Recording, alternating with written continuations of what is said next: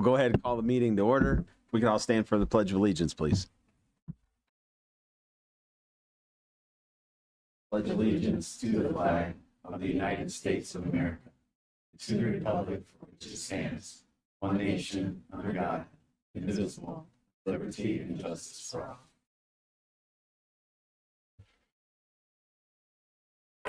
All right, roll call, please. Mrs. Bloom. Here. Ms. Lehman. Here. Ms. Lewis. Here. Mr. Nally. Here. Mr. Price. Here. Can I get a motion to approve the minutes from our regular meeting held February 26th, 2024, please? So moved. Motion by Mrs. Bloom. Could I have a second? Second. Second by Ms. Lewis. Any discussion? Roll call, please. Mrs. Bloom. Yes. Ms. Lewis. Yes. Ms. Lehman. Yes. Mr. Nally. Yes. Mr. Price. Yes, motion's approved. Legislative report. Just wanted to share, this is the link, and it's sent out to the legislative liaisons through the Ohio School Board Association. The only two areas that I wanted to mention were down at the bottom of the first page. Just talks about the ongoing budget process.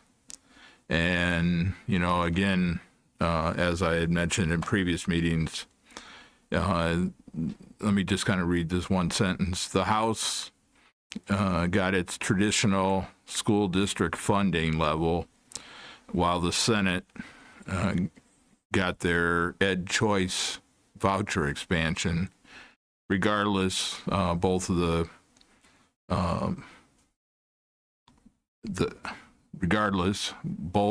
priorities of both leaders were marked as it pertains to school funding. Again, you know, my comment would be the more monies that they're pushing over to the ed choice system, and if they're both fully funded, if you read about that in the earlier part, the concern is how do those dollars go in the future? So again, as I mentioned at the last meeting, I would just encourage you guys to go to the OSBA site. There's just a ton of legislation going on. This only covers a few of the things, such as the property tax review. Sounds like that's getting a little bit intense. So I think we're just in an era, especially right now with the budget process, and everybody's kind of bucking for their dollars and what they want out of it. So that's all I had this evening. Okay, thank you. No walk-on items tonight? No, sir. Moving on to the community portion. No one is here to address the board, so we can skip right over that. Moving on to superintendent's report. All right, very good. We have our latest and greatest presentation on policies. As we can remind the community, we've had our director sort of coming once a month to kind of talk to the board about pressing issues in their world and the policies that guide what we do, because obviously this board is the group that sets those policies. So tonight we've asked Mr. Burnt to come and kind of present what's hot in his world. Mr. Burnt, our athletic director. Thank you, sir.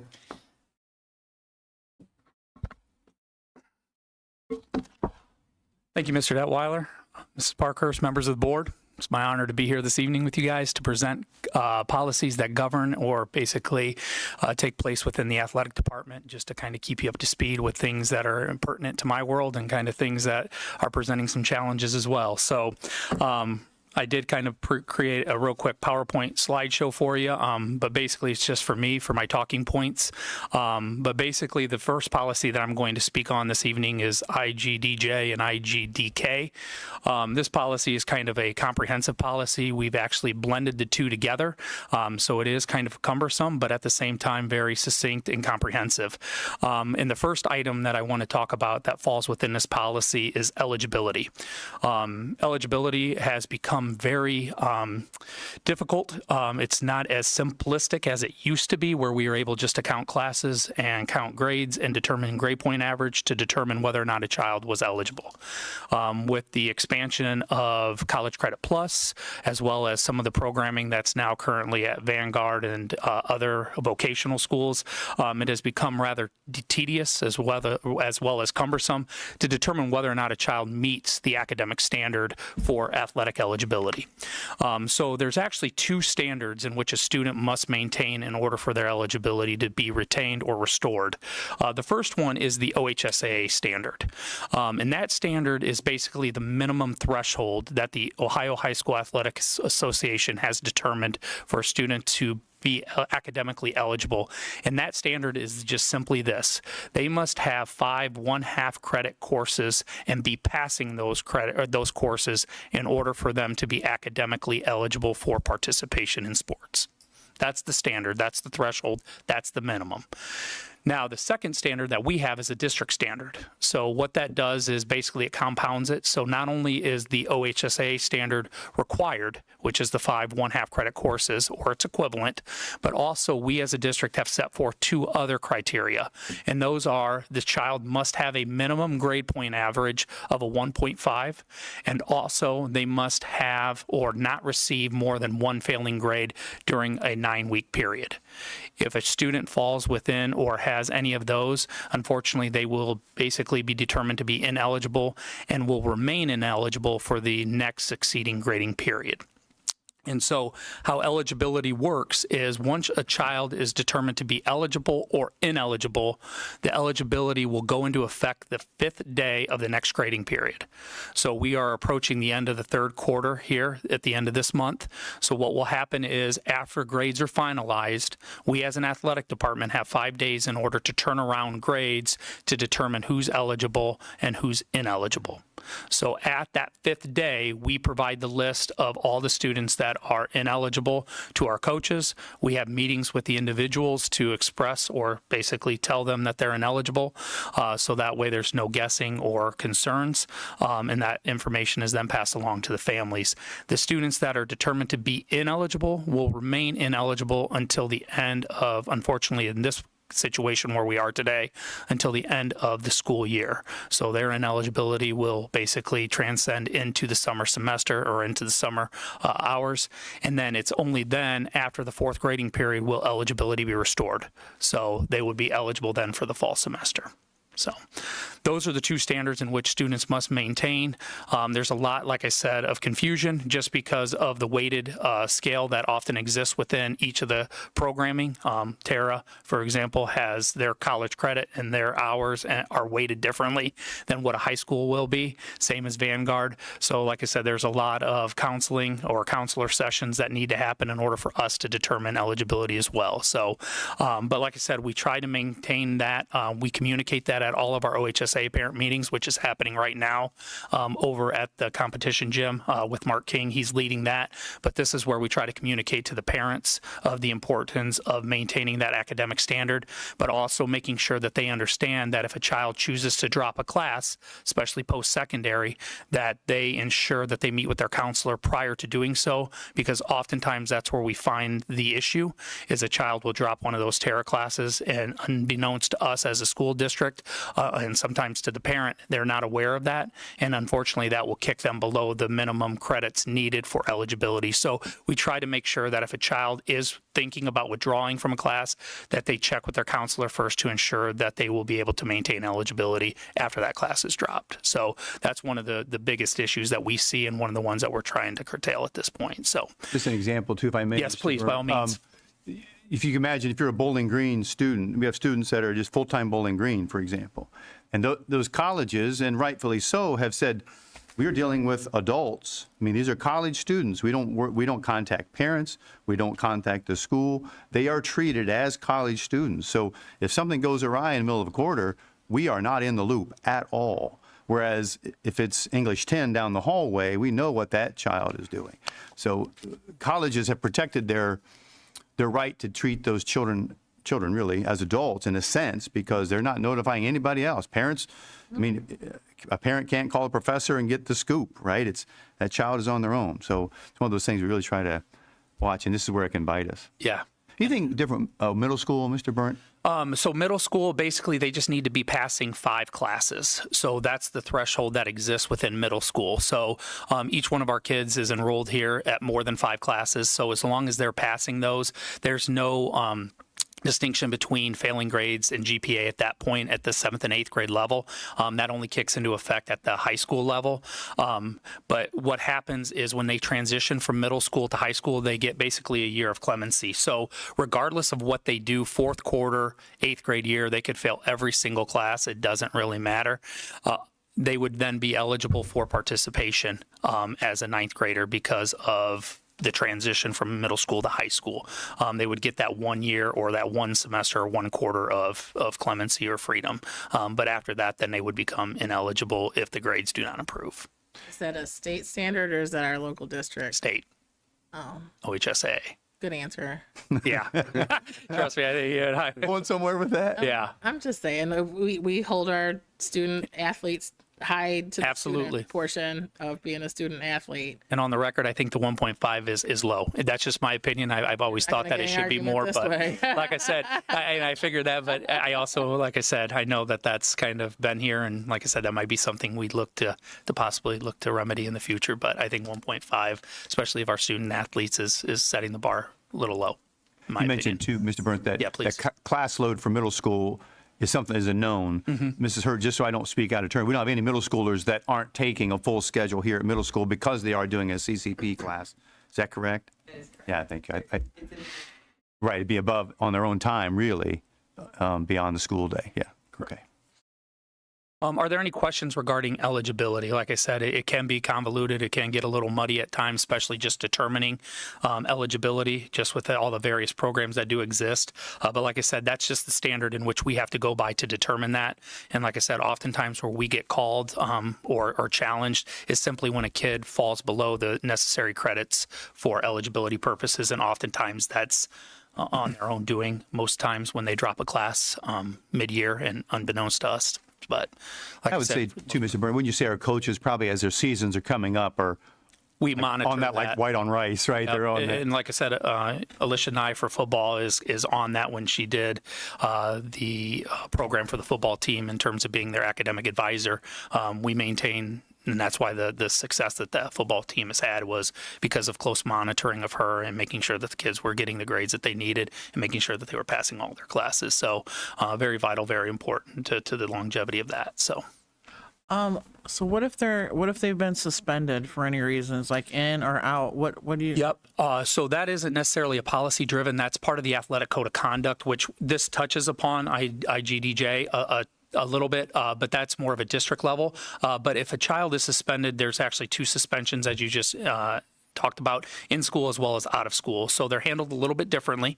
So in school assignment or in school suspension, how that works is if a student receives just a simple 1-day suspension, and let's just say oftentimes at the high school level, it's not for the entire day. It's sometimes for 1, 2, maybe even 3 periods. But like I said, if it does extend for the entire day, the student's eligibility is restored at the end of the school day for in school. So even though that they were in school suspension for the day, they would be eligible for participation that evening. Now, I will say that within all of our coaches' rules, their team set of rules, oftentimes they'll have some sort of consequence penalty in addition to what we're able to do. They'll have additional consequences for each of the individual sports. So that may be playing time, that may be extra conditioning, that may be something along those lines. When it's out of school, that's a little bit different. That's handled a little bit differently. And that is if a child's out of school, we treat that as though the child was not here. And that means that if they're not at school, they're not eligible for participation. That means either practices or games. And the length of that will basically coincide with the amount of time that the student's gone, or for their punishment, if it's a multi-day out-of-school suspension, that student would be rendered ineligible throughout the duration of that out-of-school suspension. They need to actually be in school the next day in order for their eligibility or for participation to kick back in. Okay. So the athletic department and the coaches, do you have direct access to their grades? Are those things reported to you all? Like how does the information shared, I guess? So for eligibility purposes, I'm assuming, I'm Sarah, sorry. yeah, no, you're fine. So basically what happens is as soon as the grade cards are finalized or grades are entered, we get a copy of their report card from the guidance department. So then what we do is we review that with the rosters that we have for the sports that are currently in season. So like I said, we don't look at those football players that aren't, let's just say, for example, running track right now. Right. So our focus is only on the individuals that are participating in that particular season. So what we do is we basically do the initial check. We determine if a child meets any of those standards right there. If we feel like they're failing one of those standards, what we then do is we have another set of eyes, which is usually our guidance department. Usually Mr. Shell is my guy that I go to and I ask for clarifying things, because oftentimes, for example, we had a situation where there was a student, and we're dealing with it right now for this spring, where they were deficient credits on the grade card that we were looking at, or his schedule. They failed to load a work study course onto his transcript or onto his course load or his class schedule. So when we were looking at it, it was showing that he was deficient, unbeknownst to us that he was actually enrolled in that additional class, which would have been the work community service. So long as he's completing hours, he's going to meet that and he would then be eligible. So that's traditionally, Sarah, how we do that is we'll kind of do the initial check through the athletic department based upon those that we shared there. And if there's any that are kind of flagged, we go then to guidance to have them double check, look at, see if they're enrolled in the work community service bronze program over at Terra, or if they're enrolled in a college credit program that maybe isn't reflective of their grade card or their schedule.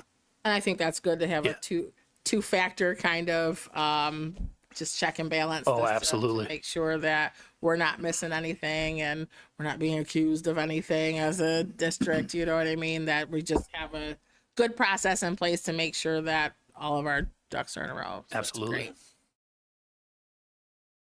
Any other questions regarding eligibility? No? Okay. The next part still falls under the same policy, but those are the transfer bylaws. So what that means is the OHSAA, in their wisdom, have basically put bylaws in place that limit a student's ability to transfer between schools simply for athletic purposes. So within our bylaws and within our policies, we have things that speak to how the transfer policy works. But the one in which that we often kind of deal in, the most common one, is the bona fide address change. And basically what that means is just if a student were to be attending another school and actually physically move into our district, of residency, and they're able to provide evidence and proof of that through not only licensure, but also through a bill or something like that that they would have that would verify residency. We then would have to complete the proper paperwork and forms to the OHSAA in order for that student to be academically eligible. And athletically eligible. But like I said, what happens with that is once we submit the paperwork to the state, we have to wait on a ruling from the OHSAA. So depending upon the outcome of that ruling and whether or not we were able to provide the proper evidence, whether or not the evidence was in fact validated through a notary system that the parent and the guardian have to supply, oftentimes we'll have to wait for that reasoning. And while we wait for that determination, we have to treat the student as though they would basically become ineligible for the second half of the season. So what the OHSAA has done is any student that were to transfer to a school and didn't receive any of the exceptions or meet any of the exceptions, what happens is that student, let's just say it's Jane and she participated in, let's just say cross country, basketball, and then softball at the school her 9th grade year. She moves to Fremont, but doesn't physically move the address. She just transfers, open enrolls to Fremont. What happens then is Jane would then basically have to sit out the second half of each one of those seasons for cross country, for basketball, and then for softball her sophomore year. as basically a penalty for moving into or open enrolling in our district. So what would happen then is her junior year, then she would be eligible for full participation, would not have to sit out, and she would be considered a full participating member. But like I said, if we don't get an exception, if a student doesn't meet an exception, that rule applies to every single student that moves into Fremont City Schools without a bona fide address change. So if a student just enrolls, or open enrolls, I should say, moves here from another schooling district, neighboring one, to take advantage of any of our academic, athletic programs, that's the penalty that they unfortunately would have to serve. Now, like I said, if they do meet that and we get a ruling from the OHSAA, then they would be full participating members for the entire duration of the season. It would not have to sit out, but that's only if they met an exception. The other part that I have up here, which kind of talks a little bit about the transfer bylaws, is the private school homeschool situation. And basically what that is it allows students that maybe attend St. Joe to enjoy or benefit from athletic programming that we have here at Fremont Ross High School. Because they are a school district within inside Fremont City Schools, their students are eligible for participation in any of our athletic programs that are currently not offered at St. Joe. So if they don't have a soccer program, the students that would want to participate can participate here at Fremont, and we've had several take advantage of that situation in recent years. We actually just had one graduate this past year from our soccer program. Same thing with homeschool situations. Any student that is homeschooled that lives within Fremont City Schools has the ability to benefit from the athletic participation here. They would be able to join our programming, whatever it is that they would like to do. They just simply would need to go down to the district office, provide proof of residency, as well as a transcript to prove that they are academically eligible for participation. If they were to meet those two thresholds, then they would be eligible for participation here at Fremont. There is some misunderstanding regarding how that program works. Oftentimes you'll get smaller schools, outlier schools that don't offer a sport, that are public, who think that they can take advantage of that by having their students come here while still attending that public school. That is not how the program works, nor was that how it was intended to work. So, Old Fort, for example, which is just a neighboring school district, they don't offer football. Their students wouldn't be eligible to come here and participate in our football simply because Old Fort does not have it. If those students want to participate, they would need to open enroll and basically enroll here in Fremont City Schools as a student in order to enjoy that benefit. There was a referendum item that came out through the OHSAA last year that was voted down that would allow schools, public schools, to be able to benefit from that service that I just described, the smaller schools that may not offer those programming options. But that was voted down last year, so that is not currently something that we would need to address or work on or create policy to do. But like I said, there's a lot of misconception regarding how that works, and it's not public to public. It's just simply private and homeschool to public. And only for things that aren't offered in those schools. Correct. St. Joe has a basketball team. You have to play for St. Joe. If you want to play basketball, you can't come over here. Correct. And I found this out just because I was asked that and I had to look into it. St. Joe actually just announced that they were going to 8-man football for next season. Mm-hmm.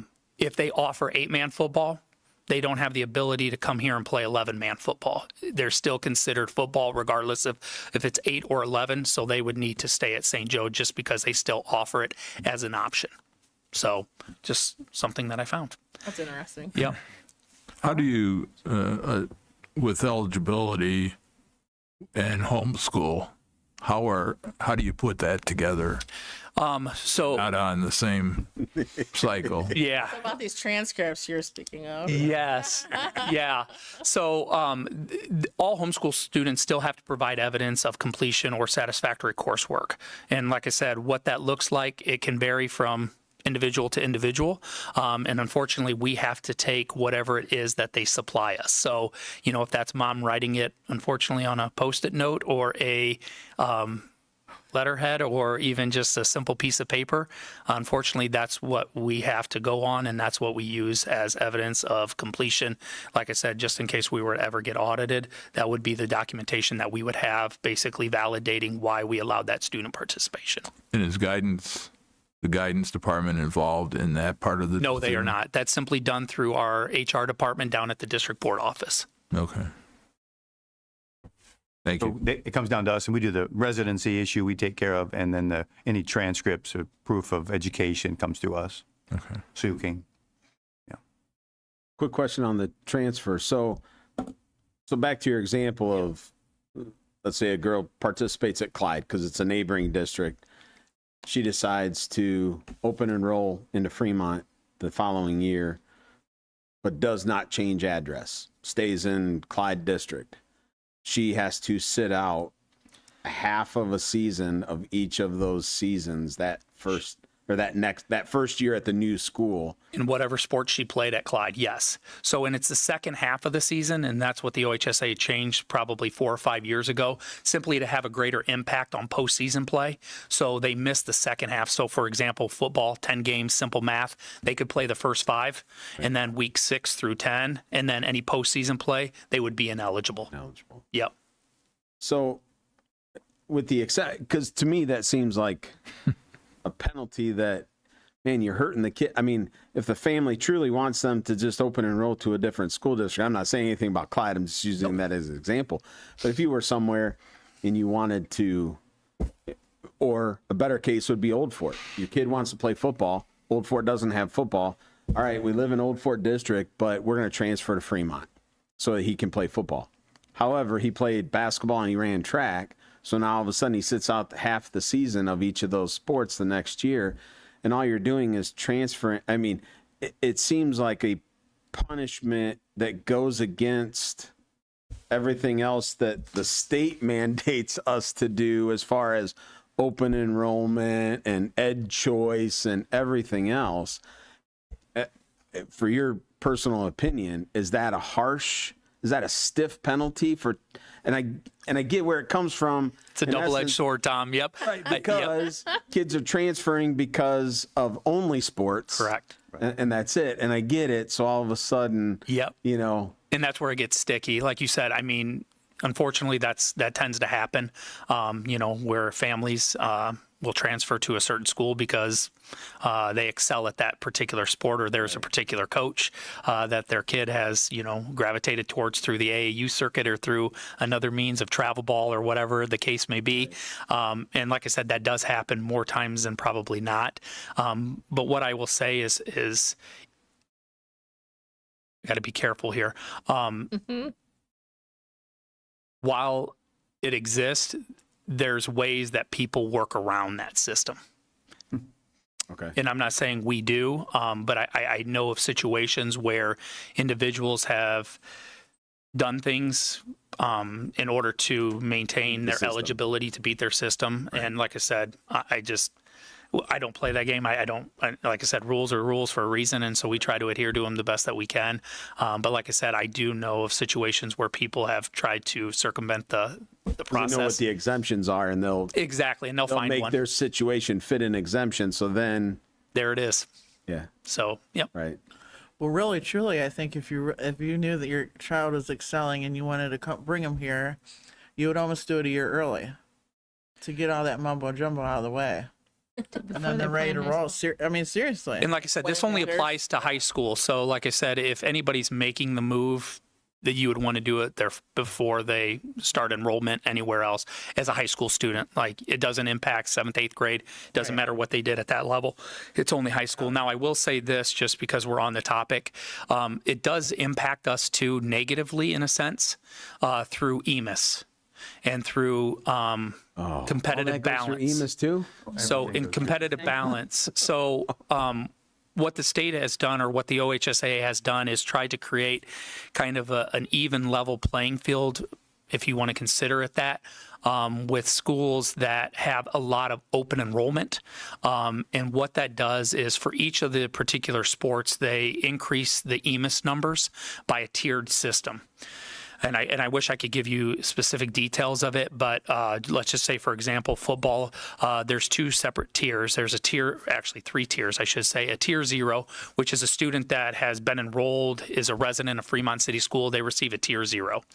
A student that is enrolled or has enrolled starting 7th grade year that may live outside the district is a tier 1. And then any student that enrolled basically their 9th grade year that's outside the district is a tier 2. So a tier 1 student would add I think, and I don't want to misspeak, so this may not be accurate, 5 additional students to our EMIS number. Okay, a tier 2 student would add 8 additional students to our EMIS number. Now, why is that important? That number is determining where we are in divisions. So right now, like for example, we're a Division 2 school in football. If we had a large student enrollment where we had students open enrolling here, we would see that our EMIS number of 400 boys may be 475 boys, and that may bump us up to a Division 1 level. Same thing with all the other sports, competitive balance sports, volleyball, soccer, let's see, baseball, softball, all of those are competitive balance sports. So there's a tiered system that goes into effect when we start looking at open enrollment.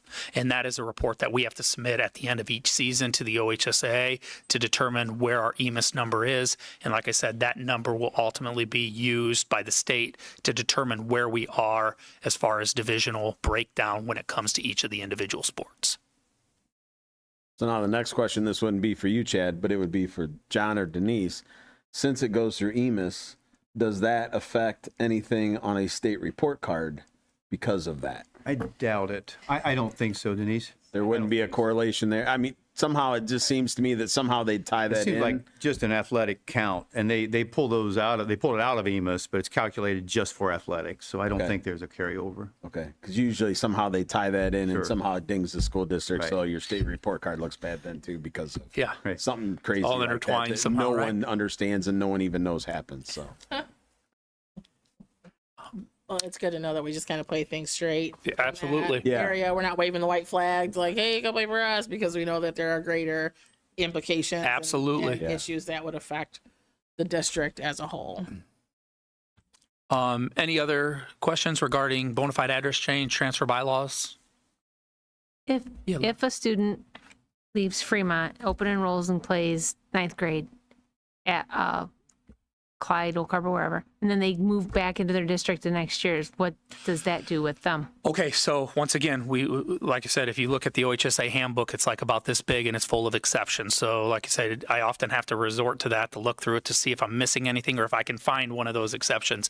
And there is one that speaks to that, Lori. So if a student were to open enroll to one of those neighboring schools and decides that they want to return to the residency or the school of residency in which they reside in, they are given one free move back into the district without penalty.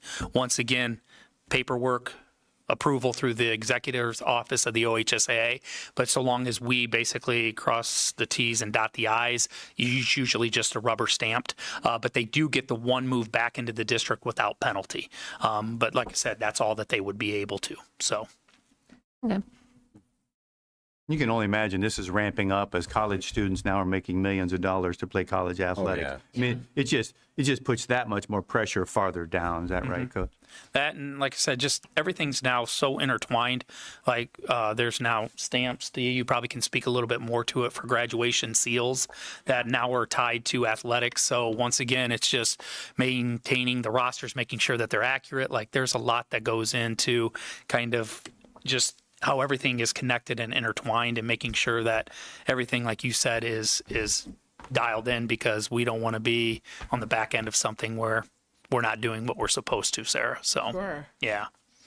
And you're a small party. Your office, along with like the coaches, but you're a party of two. Me and Stevie. Yeah. We got a lot to do. Yeah. But I think that's important for the general public to know as well. That it's a lot of things, and we're just talking about one little piece of the athletic department pie, you know, so there's a lot of things to manage, and I think that's an important to. and we all know of the two in the office that Stevie is kind of, you know. Oh, don't tell her that. Don't tell her that. She already believes that. She'll tell you that too. All right. The next policy was adopted back in 2016, and that is IGDJA, and that is our drug testing policy. So when this first came out, there was a lot of controversy surrounding it, a lot of criticism of it, whether or not we should be doing it. But like I said, now we're kind of 8 years into it, and it's kind of commonplace. It's kind of accepted, but there's some things that haven't changed. And like I said, that is kind of who we can test. So there are 3 testing groups or subgroups that we are legally able to test through the drug testing policy. And we just consider those the big 3. And that is anybody that's involved in athletics, anybody that drives to school, and then any co-curricular or extracurricular groupings that exist. That's any clubs, French club, digital club, photography, art club, whatever, as well as band, orchestra, choir. All of those fall within the purview of the drug testing policy.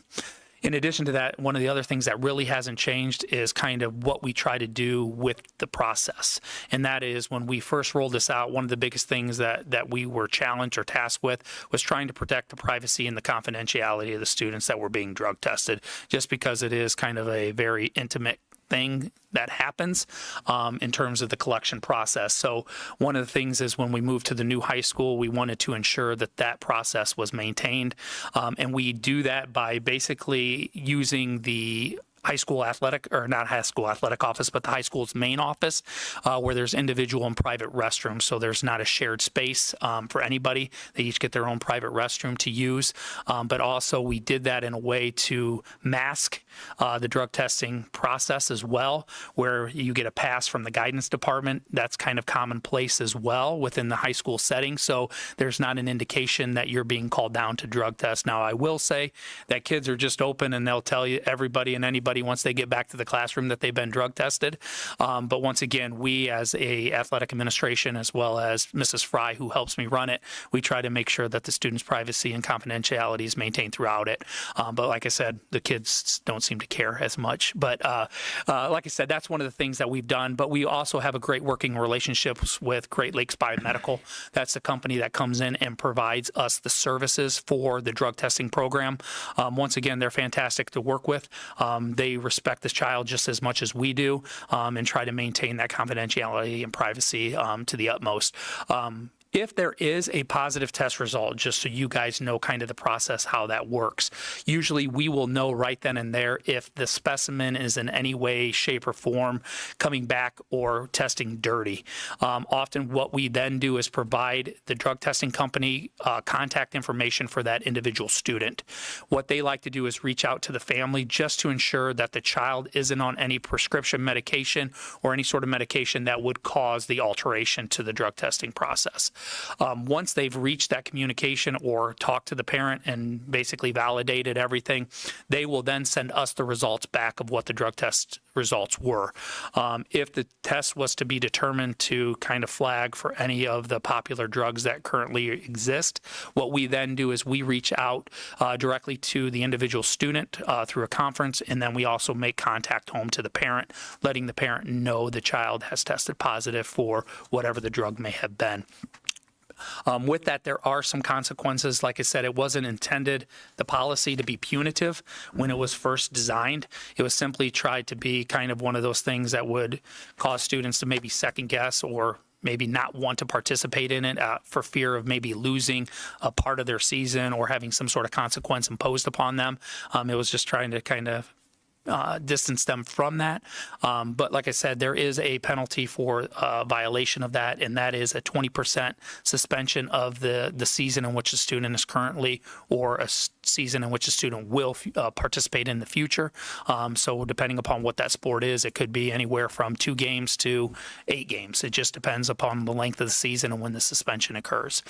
In addition to that, they have a 20-hour community service requirement that is also needed. Once those 2 things are satisfied, the eligibility of the child will be restored. So that's kind of how that process has worked. Like I said, I wish I could tell you that we don't have positive results, but unfortunately we do. But we try to work with the family, try to work with the kid to make sure that if they need help, they have the help that they need and give them the resources that they need to seek that out. So, but like I said, for the most part, it's become commonplace. It's kind of accepted here now, and it seems to go off without a hitch whenever it is that we decide to do it. Would you say most other area schools are doing this, Mr. Butt? I will say when we first started, a lot of them were getting on board, but I think with some recent legislation and things that have happened throughout the state, throughout government, I think people have kind of taken a more laxed approach to this, and I think some of the schools have started to not test as much or not test at all. I am not surprised that you just said that So at all. What So- kind of, I'm sorry. No, go ahead. Go ahead. I was just wondering, what kind of numbers are we talking about that get tested in the course of a month or a year? I guess my question kind of goes Yeah. along with his, like, how often do you test, and is it like, okay, now it's fall sports season, so we're gonna do some random testing during fall sports season, and now it's winter sports season, we're gonna do some random, and is Yep. it is random. it is random. So each one of the students is entered into basically a database, a lottery system. And once again, it's all done through Great Lakes Biomedical, and they're assigned a number. And basically, they just have an automatic generator. And so they'll just pop out the names, or the numbers, I should say, of the individuals, and then the name that's attached to it. So without saying too much, without tipping it off, we try to test as frequently as we can. We don't like to be public, and I can have that conversation with you guys off the record. Makes great sense. But how often we do test, but when we do, we usually test anywhere from 30 to 40 kids per testing session. And like I said, once again, that's all randomized. It's usually they give us a list of 40 names, and those are the 40 that we try to screen first. If a student's absent, we have a list or a reserve list of students that we can then pull from, and we just tend to go right from there numerically. Thank you. But yeah, that's usually how we do it. And it's not just kids in season. No, correct. Once they are rostered a sport, they are in the system for the duration of the academic season or the academic calendar. So if they're a fall sport athlete and only a fall sport athlete, they can still get tested all the way up until the last testing date that we may have in May. That's thank you for asking that follow-up question. Or Yes. that's Once you're on the list, you're on the list. Yep, you're on the list. But that includes kids who get a parking permit and all those other extracurricular activities too. Right. And they can't refuse it. They cannot. If they do, it's counted as a positive test result. With all the consequences that go with that, a positive. So what's the parking then? If you have a student who has a parking pass, but they are not, maybe they're just not involved in any clubs or organizations or, Those are parking privileges.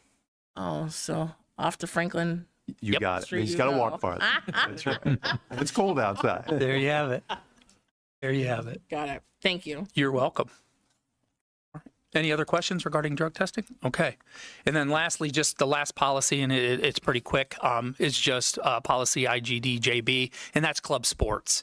That's kind of the last thing that maybe would ever kind of reach this level. And that's simply when a sport would like to become a varsity sport, the process that it has to go through. And the only reason why I share that is because we went through that process with girls wrestling just a few years ago. There are some additional sports that are starting to kind of present themselves in the state of Ohio that are gaining some popularity. Whether or not they make it to Fremont, I don't know, but you're looking at possibly lacrosse, boys volleyball as an option. And then, like I said, those are some of the premier sports or sports that are starting to kind of trend upward right now that may eventually make their way here. But how we try to handle it here at Fremont before we just jump headfirst into it, we like to ensure the vitality and the sustainability of those sports over a period of time. So what we do is we try to ensure that they would be able to sustain themselves over a period of time and to introduce them as a club sport. So basically, we give them the option to enter into basically a club membership status. And in order for a club to exist, you need at least 12 active participating members. That was what the threshold was determined back in the day when we offered hockey as well as bowling. One, just to for hockey for purposes was for safety, simply because if you didn't have 12, you start running the risk of injury, especially with the sport of that nature. But like I said, we need 12 individuals. The club itself needs to be self-sustaining financially, meaning they don't receive any funding from the district for transportation, for fees, whether that be ice time or anything of that nature. They have to basically fundraise or raise fees or charge fees for their participants in order to offset the cost of the sports program. After a period of 2 years, if the sport is continuing to grow, if they're able to basically provide evidence that they're able to sustain and that they're financially solvent, then it's something where they can possibly petition for a varsity sport, at which time then we would have to do a financial study as a district to determine whether or not that's something we could, or as an athletic department, we could absorb or possibly help facilitate. And then we would possibly introduce that accordance with Title IX and making sure that we're in compliance there as well. So it is a process to go through, but like I said, there are some sports on the horizon that may start to grow in popularity here in Fremont, that may rise to that level, at least maybe during some of your time as well as mine. So that would be the process that we would want to then follow to ensure that we are able to correctly institute them as varsity sports. So you're saying pickleball is possible? Maybe an adult pickleball league there. You know? Yeah, absolutely. So I like it. But that's really the policy in regards to club sports and how that would work. So Well, it's kind of neat that we've seen that process, whether, as a private citizen or board members or the community or what have you, really recently with the ladies wrestling, and shout out to them. yeah, and I'll plug them real quick. They had a great state tournament. We had five girls go.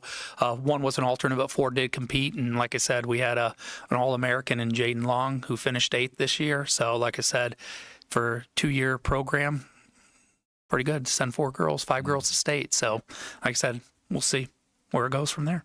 That's right. Is Bert, any other wrap up on winter sports for us while you? Yeah, sure, absolutely. So I just spoke a little bit about girls wrestling. Like I said, this was the second year of it being classified as a varsity sport. Like a second year, the OHSA has recognized it as a sanctioned sport. Second year of the state competition. So for the past 2 years, we've had state placers, or state participants, I should say. Last year and then this year, of course. So it's been exciting. It's been fun to watch and grow the program. And Coach Long, both Jen and Chad have done a wonderful job kind of growing and recruiting for that program. As far as girls basketball, if you follow that at all, you've known that we've had a wonderful run these past 4 years.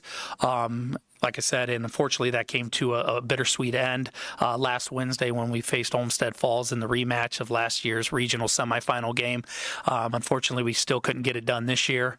But like I said, we graduate 4 awesome girls that have kind of transformed and transcended this program into what it's become and hopefully what it can be and be sustainable down the road.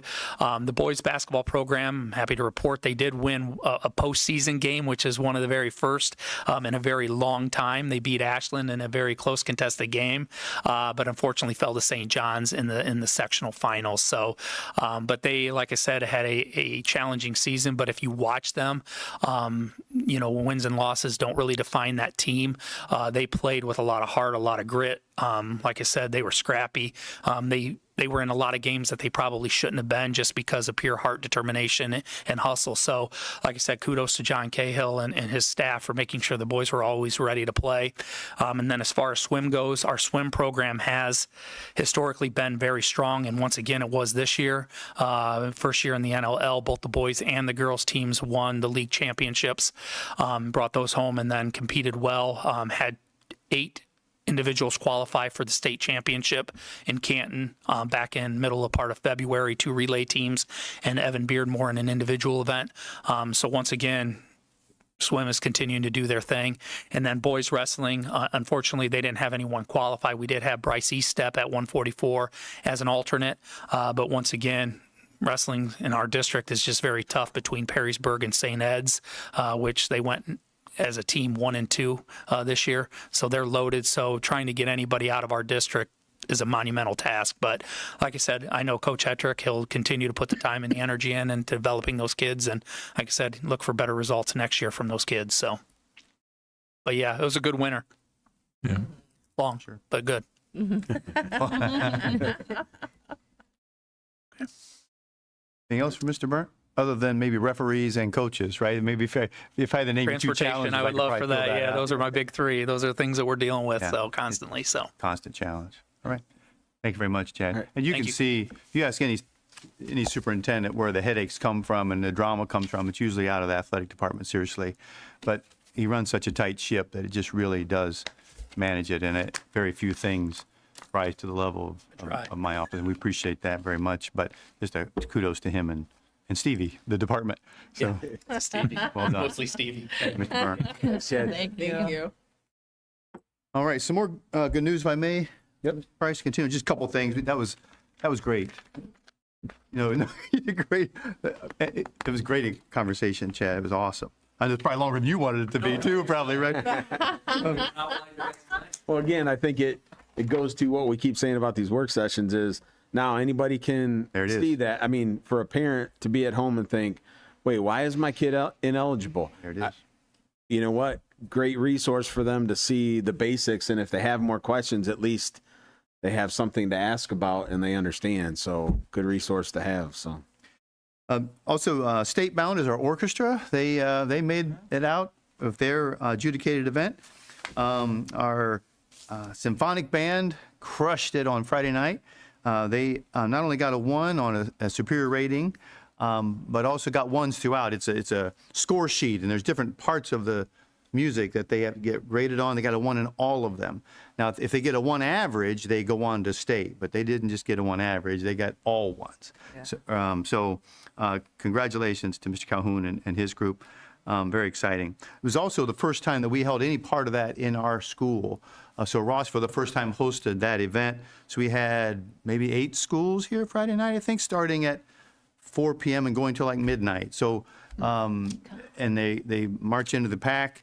There's judges out there. They play their songs and get judged and then go. So tremendous effort. They're off to the state. So, and last thing I wouldn't mind talking about maybe real quickly. I asked Mrs. Hurt to just summarize real quickly what we happened today at school with our PD day, and then we'll get on to the agenda. Thank you, Mr. Detweiler. Board members, Ms. Parkhurst. So today was our final professional development day for this school year.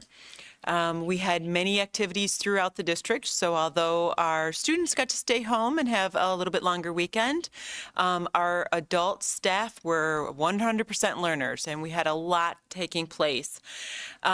Everything from some literacy development, some phonics training, through we had transportation for our transportation drivers all had some very specific maneuverability and some depth perception that assists them in training when they're driving the bus.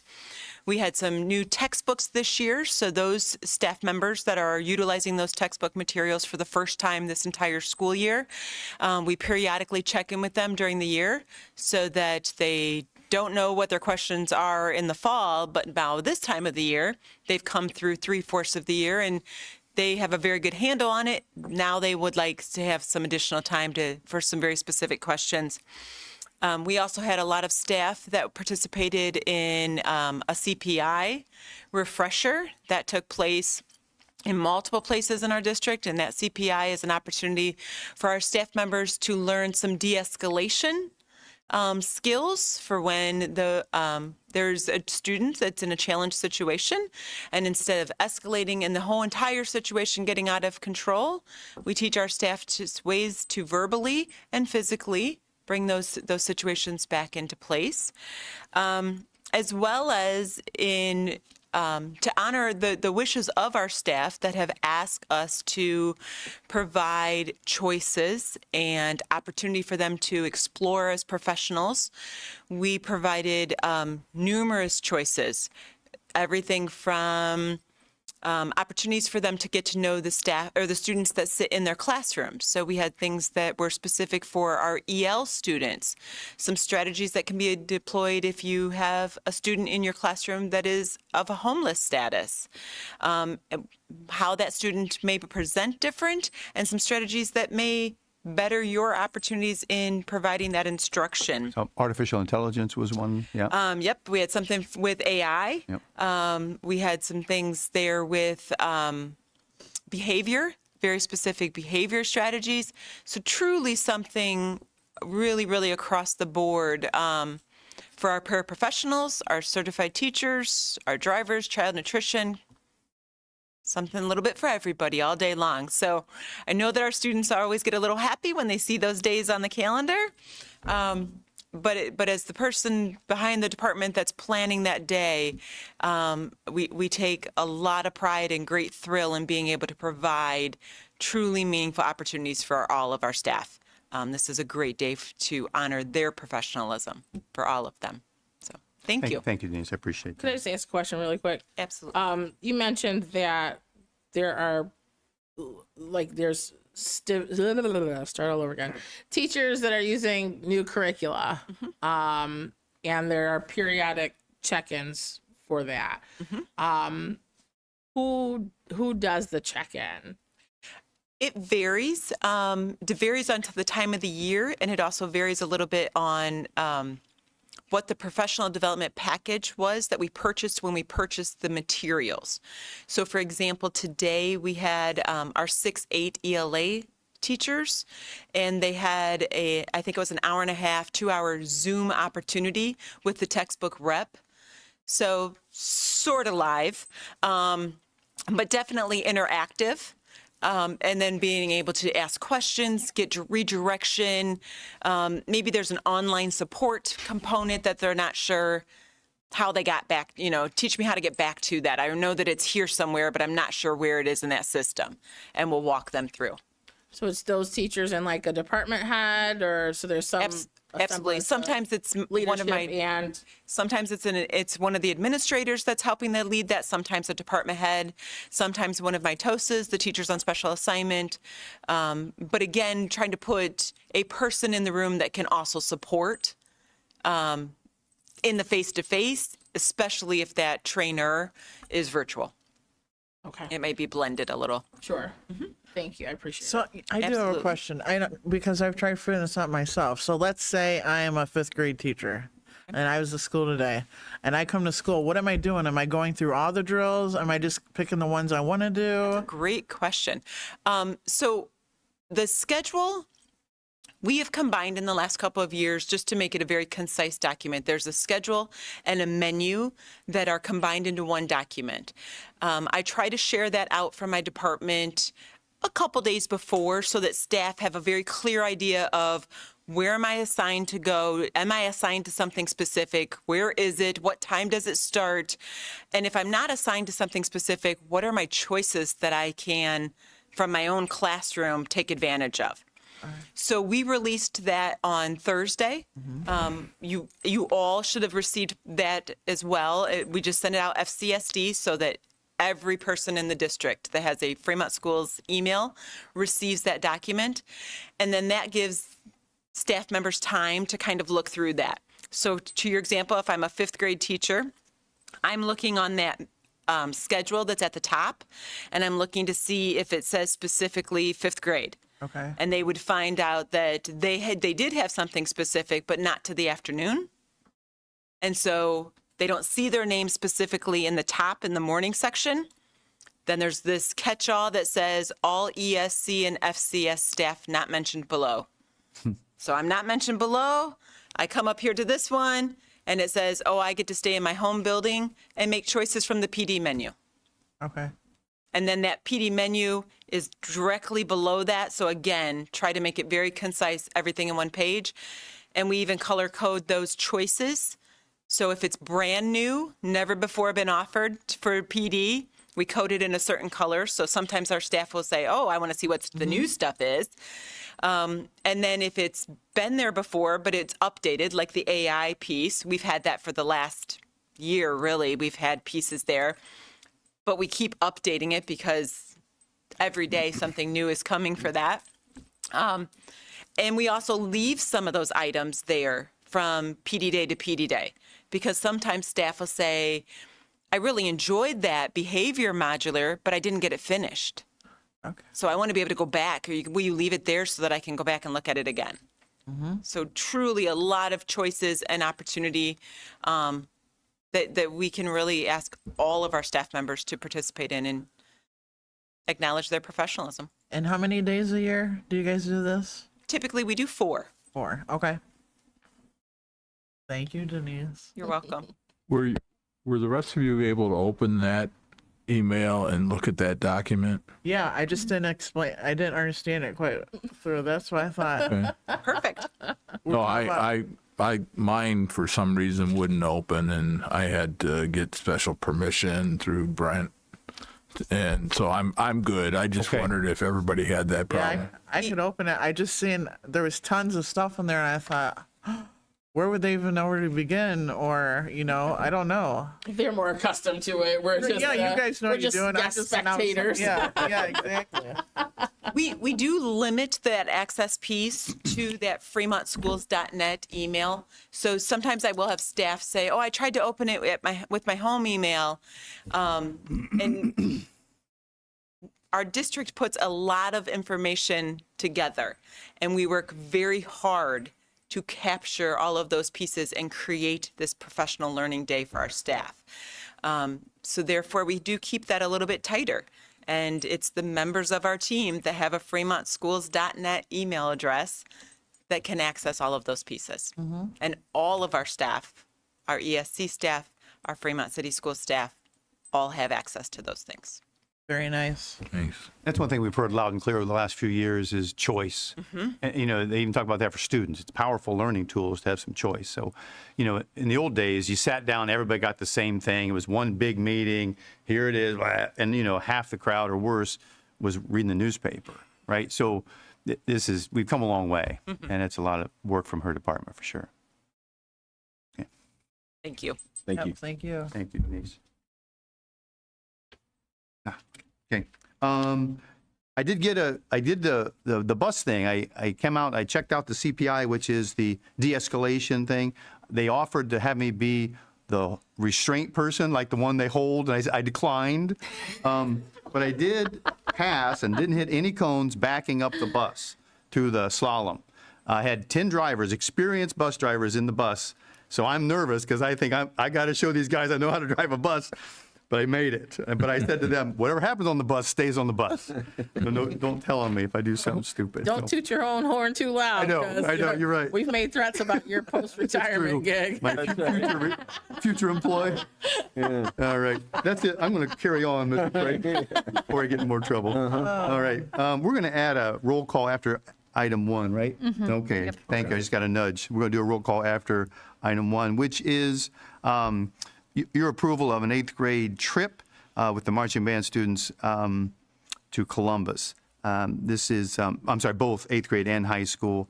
This is a great opportunity. They're actually going to Ohio State campus to get some instruction from some of the people down there. Mr. Calhoun said that the director on there has taken a real shine to Fremont Marching Little Giants. So it's a real neat opportunity. So with your approval, it's a chartered bus trip. That's why we need your approval for that. A little different than a typical trip. Okay. All right. Can I get a motion to approve item 1, please? So moved. Motion by Ms. Lehman. Could I have a second? Second. Second by Mrs. Bloom. Any discussion? Thank goodness I come to board meetings because I know what my kid's doing. Yeah, right? Louise. She may not know much yet because Mr. Calhoun wanted to make sure it got this was okay with you before it kind of got out. So we'll let her off the hook. Out. We're off the hook for a little bit. So you are saying that these are not our yellow buses? Correct. 3 charter buses. Yes, Okay. sir. And the companies we're real familiar with Yes. those companies? Yes. Bliss, I think that we've used before. I believe, Don. Yeah. Thank you. All right. Roll call, please. Ms. Lehman, Yes. Mrs. Bloom, Yes. Ms. Lewis, Yes. Mr. Nally, Yes. Mr. Price. Yes. Motion's approved. Just a note on that. Mr. Cohen told me he is shooting for 100% carryover from 8th grade to high school. That's always his goal, is to not lose a single musician 8th grade to high school. And this is one of the way he does that. Get him in bought in before you lose them. So he's done a great job for retention, doing those kinds of things for sure. All right, going on with staff, some resignations. Tracy Aldrich, Deborah Bogner. Deborah's been with us a long time. Bruce Frederick, Vicki Nord, Diana Vera, also loyal employee for many, many years, and William Willie also. So we'd like to have them honored for their resignation and their service to Fremont City Schools. Item 3, Devin Pollock is appointed as a middle school health teacher, also a certified substitute, Mr. Willie. And there, B, we have appointments, Marina Johnson for in Megan's department, whoop, whoop. Stephanie Patterson, she'll be at Atkinson. Lynn Reinig, I don't remember where Lynn is. And then Jennifer Zucker also in the Treasurer's Department. So with your approval tonight, we'll get those folks in here as quickly as possible. Top of the next page, classified staff sub Abigail Atzinger and Kimberly Linhart. Item 4, some supplemental contracts, Cortland Andrews for middle school track. Item 5, Ashton Smith, head soccer coach for girls. Congratulations, Mr. Byrne. I know that's been a real challenge. Item 6, going on to the next page, a few more special event workers. Crystal Walker, who we really appreciate her time for both baseball and track this spring. Those are our personnel items this evening. Okay. Can I get a motion to approve items 2 through 6, please? So moved. Motion by Mr. Nally. Could I have a second? Second. Second by Ms. Lewis. Any discussion? Roll call, please. Mr. Nally, Yes. Ms. Lewis, Yes. Mrs. Bloom, Yes. Ms. Lehman, Yes. Mr. Price. Yes, motion's approved. Thank you So, very much. Real quick, Yes. that brings the Treasurer's Department to full staff now? Yeah. Cannot wait. Right? Very excited. All right, moving on, item 7. With your approval, we would like to declare Youth Art Month. Obviously, a very worthwhile thing, and I think we have a strongest program as anybody around. So with your approval, we will celebrate Youth Art Month. Okay. Can I get a motion to approve item 7, please? So moved. Motion by Mrs. Bloom. Could I have a second? Second. Second by Ms. Lehman. Any discussion? Didn't we have 2 students who had some pieces state recognized or on the way to state Yes, for they're in for art? Columbus hanging on the wall. That's right. Absolutely. Yeah. Forgive me for not remembering their names, Yeah. but I do I don't recall know either, seeing but that. that's right. Yep.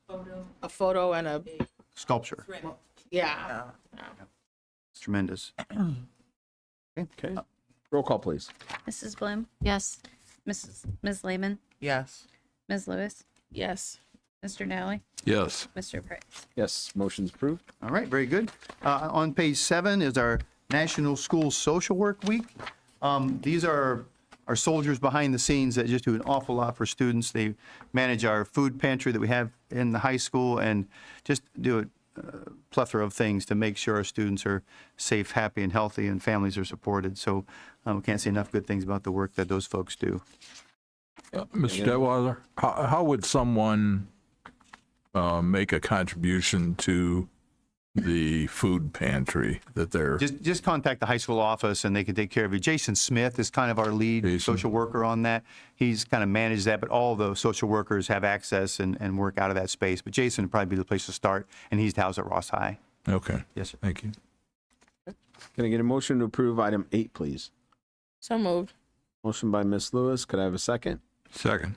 Second by Mr. Nally. Any discussion? Roll call, please. Ms. Lewis, Yes. Mr. Nally, Yes. Mrs. Bloom, Yes. Ms. Lehman, Yes. Mr. Price. Yes, motion's approved. Thank you very much. Item 9, Women's History Month. Can't say enough about how important that is as we try to make sure that everyone is considered and recognized for the contributions to our community and our world. So with your approval, we will honor Women's History Month. Can I get a motion to approve item 9, please? So moved. Motion by Mrs. Bloom. Could I have a second? Second. Second by Mr. Nally. Any discussion? Roll call, please. Mrs. Bloom, Yes. Mr. Nally, Yes. Ms. Lehman, Yes. Ms. Lewis, Yes. Mr. Price. Yes, motion's approved. Thank you very much. Item 10, I think it's appropriate, after we just talked about all the accomplishments in our music program, to offer up Music in Our Schools Month.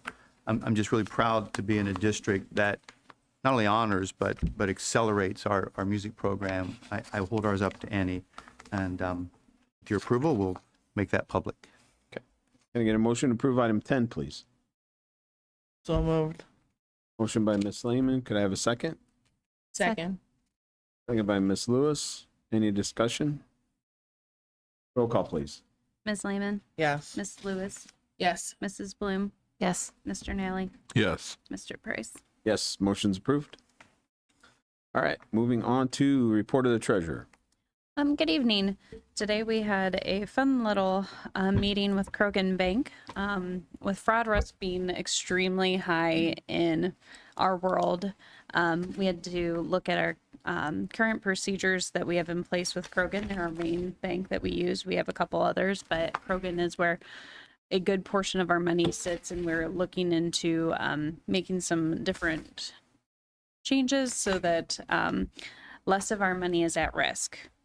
We send out a lot of checks, and if it gets into the wrong people's hands, there's a lot of things that can happen, which is kind of scary. But so I'm working with Krogan right now to set up some different preventions so that we are not as at risk. So that was a fun conversation. It's just interesting to hear all this stuff that people are doing nowadays with making fake checks and the way they can recreate these things and make them look legit is very crazy.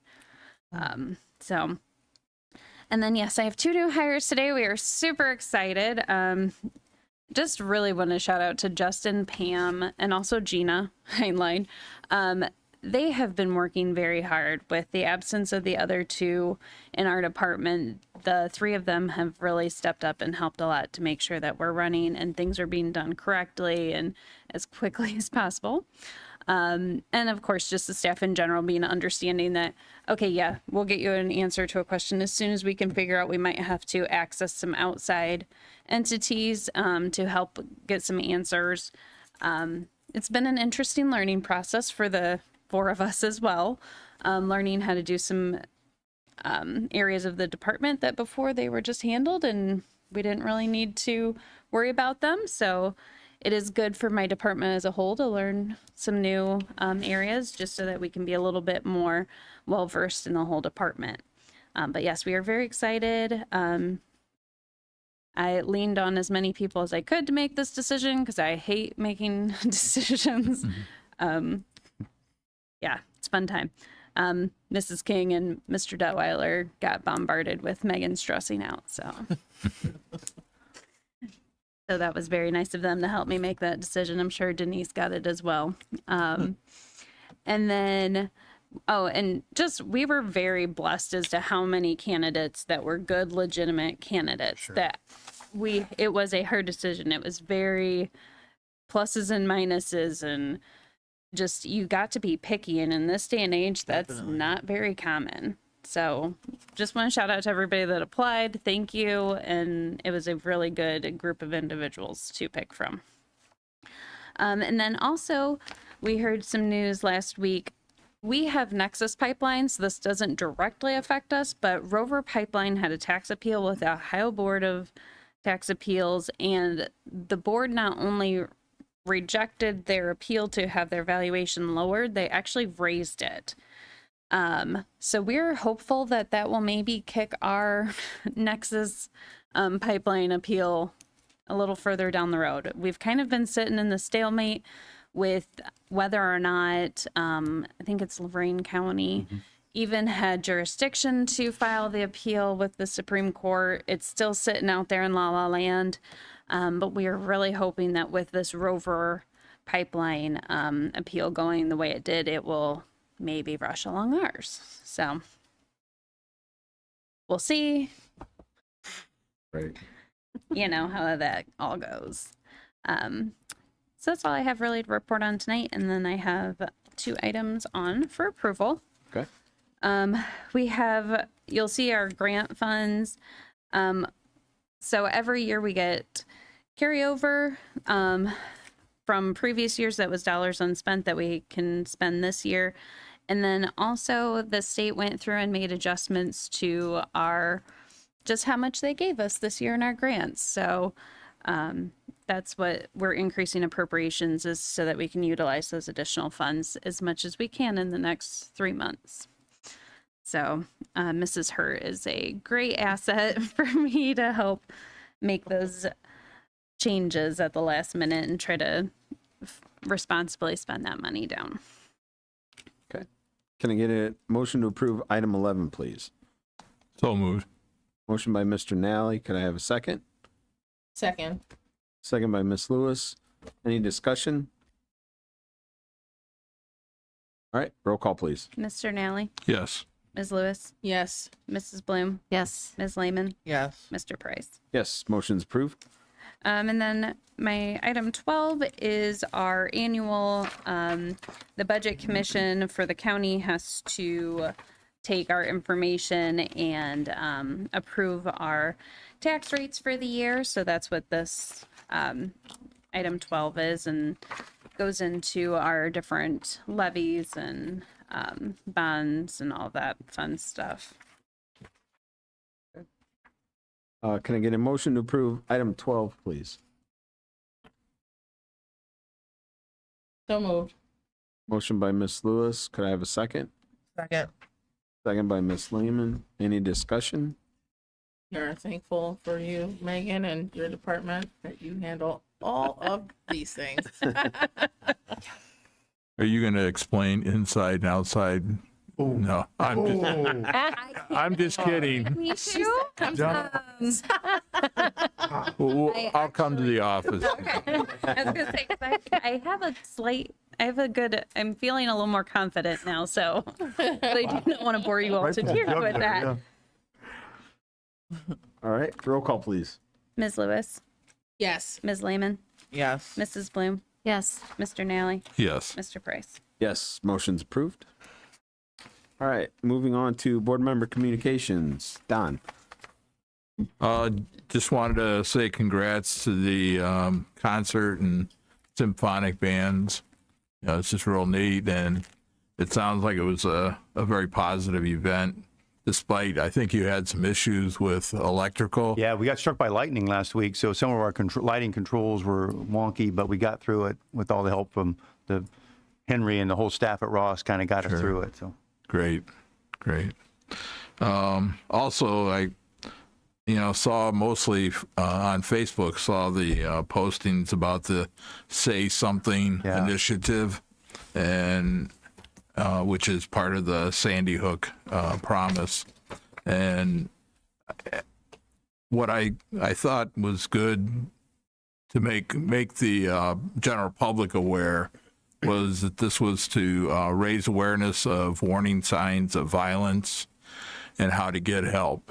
And the three things that are looked at is recognizing the signs, acting immediately and taking it seriously, and then saying something.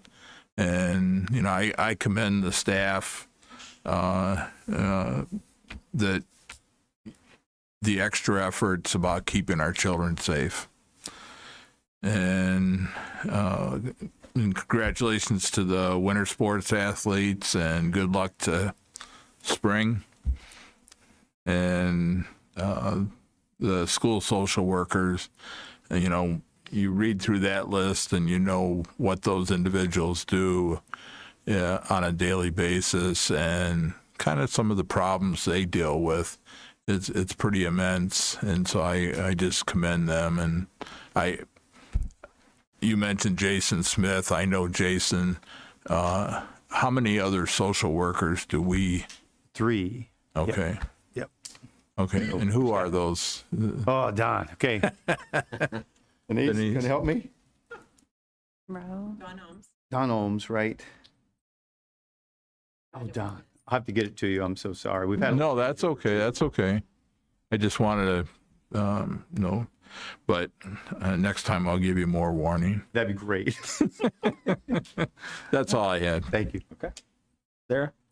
Thank goodness for little birdies dropping off information. So those 2 art students, I appreciate the information because we certainly wouldn't want them to go nameless. Sebastian Collins, who is a senior, and Sarah Gross, who is a junior, had art that made it to regional judging and was on the way to state. So we're just state bound all That's over the right. place Here in we this come. district. What? That's so awesome. Again, with the band event, thank you to the music boosters, because without our music boosters, something like that could not happen. And a special shout out to Henry. I'm so glad to have gotten that message today. I mean, if you've ever been to an event in the pack, he's the first person you see, probably the last person to leave, and just is such a friendly and inviting face in the building. I feel like he takes great pride in the building and welcoming people in, to the event. So we're just really thankful for him and all he does. Thankful for the volunteers for the music event too. I know there was 8th grade students and 8th grade band parents who helped along the way as well. Just again echoing the winter sports, we've had an awesome winter sports season. Shout out to Jaden Long again, 8th place at the state level, and she's a freshman, right? Sophomore. Okay, she's a sophomore, so we still have plenty of time to watch her make her way, and all the other ladies that made it on the Lady Giant wrestling team. Just a couple of, for our Lady Giant basketball team, Destiny Robinson, she was recognized as District 6 Player of the Year, and our own Coach Vela was recognized as the District 6 Coach of the Year. To kind of round out the sports world here, we talked about Crystal Walker. I feel like we talk about Crystal Walker every meeting. She is, again, one of those people who we are so fortunate to have in our district. And nobody's getting in the door without a ticket, and you're gonna do it the right way, and the kids aren't gonna be running around. Keep some law and order. But again, I mean, I know that they're awarded a stipend, but she is everywhere, and I just think it's important that we take the time to recognize those type of special volunteers that we have. Legally Blonde, the musical, is coming up March 22nd, 23rd, and 24th. You can see a student for tickets. You can see Mrs. Moore at the high school office. You can purchase online. Whole lot of ways to do that. And let's support our students in that endeavor as well. And that's it. And so with that, I already got my tickets for Legally Blonde. I can't wait to go. I love plays. I love anything it has to do with. I go to a lot of the plays, so I always have. Anyways, yeah, I'm looking forward to seeing Legally Blonde too. So what I was telling them is, what I have to say is, I'm a science, I wouldn't say a freak, but I'm just a science girl. I like anything with the whole big world going on out there. So I would, and I'm a Facebook follower of Fremont City Schools, so I had noticed along the way that the Lutz 5th grade class did like a Earth and Space unit is what they called it. It was created, they created the models of the solar system, and I thought that was so neat because we're rolling into the solar eclipse that's coming up. So I thought, probably I'm sure they had something to do with it. I mean, I know that kind of project comes with the sciences or whatever, but I just thought it was neat. I was looking at you guys' projects, and I thought you guys did a great job, and it's just fun stuff. It's fun stuff to study that because it's real. And then I'm looking forward to attending the middle school solar event that's next Thursday evening, kind of mingling around and seeing what's going on. I haven't really gotten out there too much. I've went to a couple sporting events, but yeah, I'm getting ready to wrap up here and I don't know. Just see what's going on in the school system. That's what I got.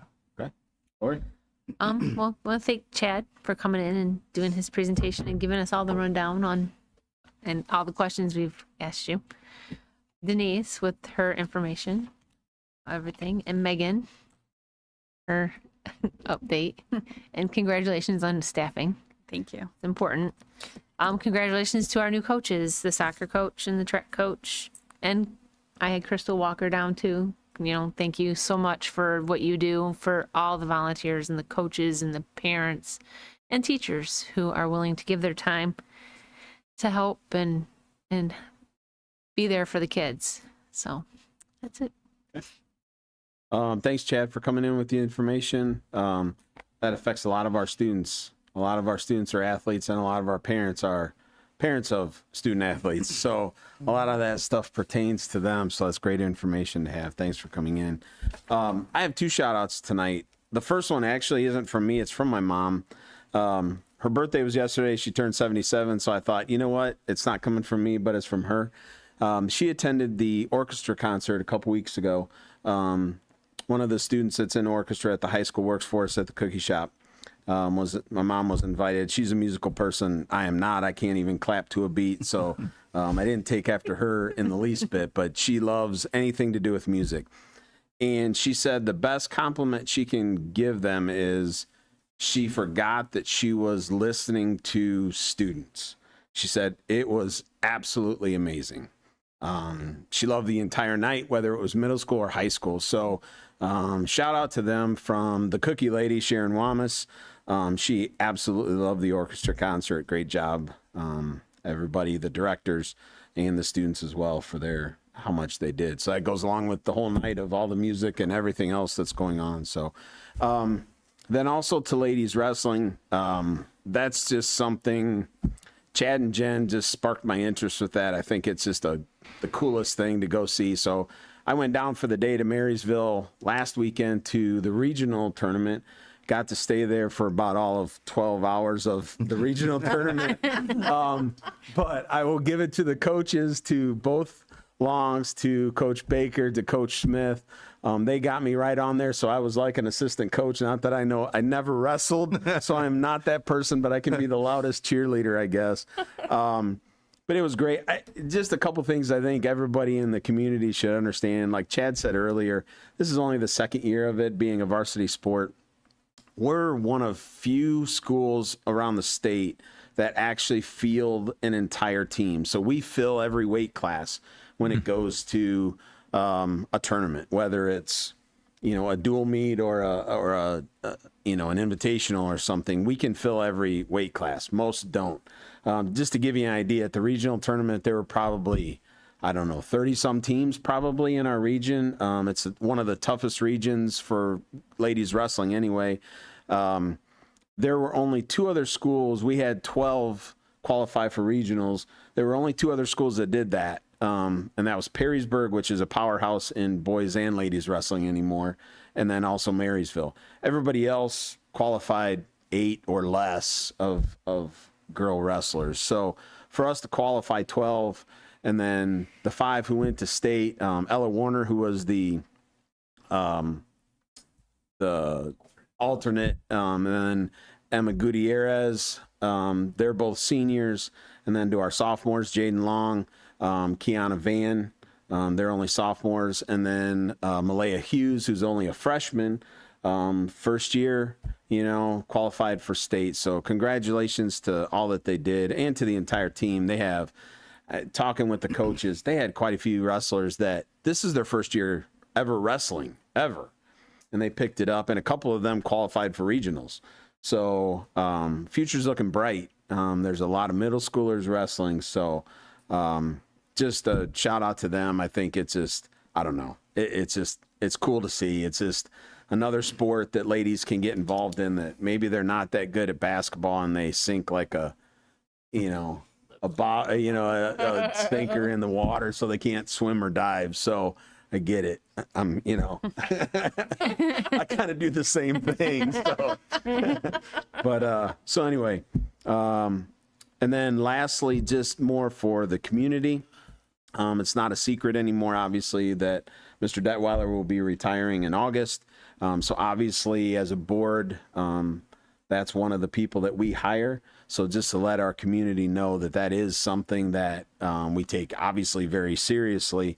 That's one of our main jobs as a board. So the process has started. There are applicants. There are interviews that are going to be taking place. Thank you to our staff. There was a survey that was sent to every staff member of the school district to give us input on what they would like to see in the next superintendent. So thank you to all those that responded to that. So we have that information so that the 5 of us can make the best decision that we can for this district. That's our goal in trying to fill the shoes of Mr. Detweiler. So just wanted to update everybody in the community on that process and let them know that it is taking place. We're trying to do it sooner than later, so we have our best opportunity and our best choices for our district. So, and we can get that all in place and have an easier transition period. So I got my counselors. It was got Jason Smith and Dawn Ohms. I missed Allison Webb and Reagan Rao. I apologize for that. Just senior moment. But actually, I worked with Reagan last week with the situation. So I promise I know who they are. Names is a little bit tough sometimes. Better late than never, right? I got it. Yep, that's right. Thank All you. right. You're welcome. With that, I'll make a motion for adjournment. Could I have a second? Second. Second by Mrs. Bloom. Any discussion? Roll call, please. Mr. Price, Yes. Mrs. Bloom, Yes. Ms. Lehman, Yes. Ms. Lewis, Yes. Mr. Nally. Yes. Motion's approved. Meeting's adjourned.